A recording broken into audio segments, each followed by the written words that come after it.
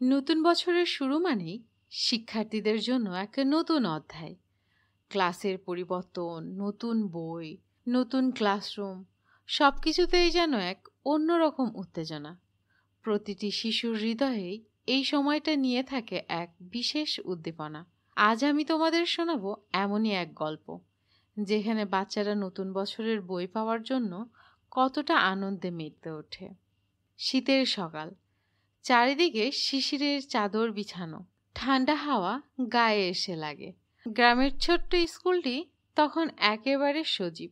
স্কুলের সামনে বিশাল মাঠে লাইন ধরে দাঁড়িয়ে আছে শিশুরা। নতুন বছরের প্রথম দিন, আজ তাদের নতুন বই পাওয়ার দিন। রায়হান ক্লাস 5-এর এক ছাত্র, বেশ উত্তেজিত। মা তার সকালে তাড়াতাড়ি করে তাকে তৈরি করে দিয়েছেন। সে পরেছে এক নতুন ইউনিফর্ম আর কাঁধে ঝুলিয়েছে তার প্রিয় ব্যাগ। রায়হানের চোখে মুখে খুশির ঝিলিক। তার ছোট বোন রিমিও এই বছর ক্লাস 2-তে উঠেছে। তারও আনন্দের শেষ নেই। তারা দুজনেই মায়ের হাত ধরে স্কুলে এসেছে। স্কুলে ঢুকতেই দেখা গেল প্রতিটি ক্লাসের জন্য আলাদা আলাদা টেবিল সাজানো আছে, বইয়ের বান্ডিল সাজানো আছে। শিক্ষকেরা নাম ধরে ডাকছেন আর ছাত্রছাত্রীদের হাতে বই তুলে দিচ্ছেন। এক পাশ থেকে ভেসে আসছে মিষ্টি শব্দ, বাচ্চাদের ফিসফিস আর খিলখিল হাসি। হেডমাস্টার স্যার মাইকে ঘোষণা দিচ্ছেন, শৃঙ্খলা বজায় রাখবে সবাই, ধীরে ধীরে লাইনে দাঁড়াবে, প্রত্যেকেই নতুন বই পাবে, বুঝছো? এত তাড়াহুড়া করার কিছু নেই। বাচ্চারা তার কথা শুনে আরো মনোযোগী হয়ে দাঁড়ালো। রায়হান আর রিমি দাঁড়িয়েছিল তাদের ক্লাসের লাইনে। তখন তাদের নাম ধরে ডাকলো। তারা দৌড়ে গিয়ে বই নিল। নতুন বই হাতে পাওয়ার পর তাদের আনন্দ যেন আর কে দেখে। তারা আর আনন্দ ধরেই রাখতে পারে না। রায়হান বইয়ের পৃষ্ঠাগুলো উল্টে উল্টে দেখছে, আর রিমি মুগ্ধ চোখে তার বইগুলোকে জড়িয়ে ধরে রেখেছে। বইয়ের গন্ধে এক অন্যরকম ভালো লাগা। রায়হান বলল, রিমি দেখো, এবারের অঙ্ক বইটা না আগের থেকেও অনেক সুন্দর। ছবিগুলো কত রঙিন, তাই না? রিমি মাথা নেড়ে বলল, ভাইয়া, আমার বাংলা বইটা না অনেক সুন্দর। গল্পগুলো দেখছো কত সুন্দর। বই পাওয়ার পর বাচ্চারা নিজেদের মধ্যে আনন্দ ভাগাভাগি করতে শুরু করলো। কেউ কেউ বইয়ের পাতা খুলে পড়তে শুরু করলো, কেউ আবার নতুন বইয়ের জন্য নতুন খাতার পরিকল্পনা করছে।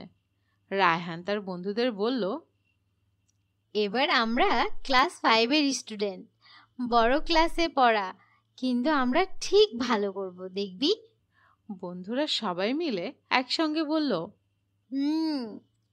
আমরাও তাই মনে করছি। এবার আমরা খুব মন দিয়ে পড়ব। এবারের পরীক্ষায় আমরা সবাই ভালো করব। স্কুল থেকে বাড়ি ফেরার পথে রায়হান আর রিমি খুব উত্তেজিত ছিল। তারা মা বাবাকে বই দেখানোর জন্য ব্যাগ থেকে বই বের করছে। বাড়িতে পৌঁছানোর পর মা খুশি হয়ে বললেন, তোমাদের নতুন বই পেয়ে তোমরা তো খুবই খুশি। তোমাদের বুঝি অনেক ভালো লাগছে না? রায়হান মাথা নেড়ে বলল, মা, এবার আমরা অনেক ভালো করে পড়ালেখা করব। বাবা তাদের উৎসাহিত করে বললেন, নতুন বই মানে নতুন জ্ঞান। এবার তোমরা মন দিয়ে পড়াশোনা করবে।